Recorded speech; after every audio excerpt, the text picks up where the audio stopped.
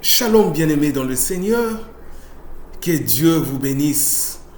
Je sais que vous êtes nombreux à nous suivre encore pour cette intervention et nous bénissons tous ceux qui nous ont encouragés pour la vidéo passée. Que Dieu vous bénisse. Aujourd'hui, nous avons une parole d'espérance pour un bien-aimé, pour celui dont est en train de passer dans cette zone de turbulence. Aujourd'hui, le Seigneur t'a pointé du doigt pour que tu puisses écouter cette parole.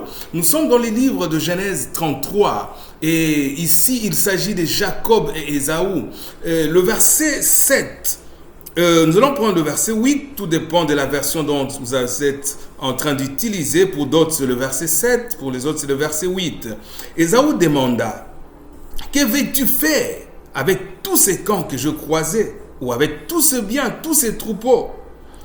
C'est un cadeau pour obtenir la faveur de mon Seigneur, répondit Jacob. Écoutez la réponse de Ésaü. J'ai beaucoup de biens, mon frère, dit Ésaü. Garde ce qui est à toi, garde ce qui t'appartient. Nous savons tous que Ésaü était un homme maudit. Il n'avait bénéficié aucune bénédiction de la part de son père. Mais bien aimé, curieusement, son frère Jacob est en train de lui offrir de biens.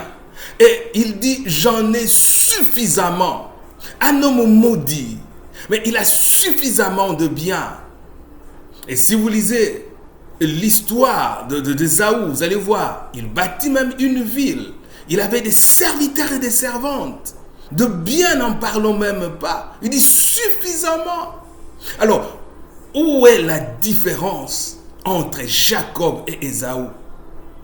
Je vous invite à nous suivre dans la prochaine intervention où nous en parlerons. Mais aujourd'hui, je vais aider quelqu'un par la grâce de Dieu à comprendre une chose. Bien-aimé, notre espérance ne doit pas se baser sur les choses matérielles. Posons-nous la question, ceux-là qui sont nés dans des familles nantis, qu'est-ce qu'ils ont fait pour bénéficier de toutes ces richesses? Si la bénédiction était le matériel, bien-aimé, qu'est-ce qu'ils ont fait pour en bénéficier? La Bible, dans les livres des 1 Corinthiens 15, le verset 19, l'apôtre Paul dit ce qui suit. Si, dans cette vie seulement que nous espérons en Christ, nous sommes le plus malheureux de tous les hommes. Bien-aimé, je vais te dire aujourd'hui, il y a plus que le matériel.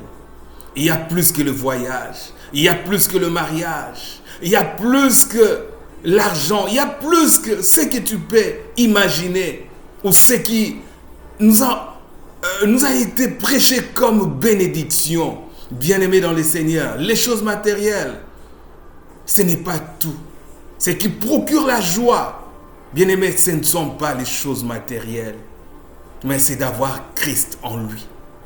Et les choses matérielles, ce n'est pas que nous n'en avons pas besoin. Mais je vais te dire, bien-aimé, la Bible dit, si on retourne vers lui les regards, on est rayonnant de joie et notre visage ne se couvre point de honte. Bien-aimé, tu n'es pas un voyageur inutile. Tu n'es pas venu dans ce monde pour laisser les autres. Les choses matérielles ne doivent pas constituer un frein pour toi. Mais regarde en Christ, que le royaume de Dieu soit ta préoccupation et toutes ces choses, Dieu te les donnera. Que Dieu vous bénisse, votre bien-aimé, le pasteur Pichou Mavinga. Jésus est le Christ. Merci.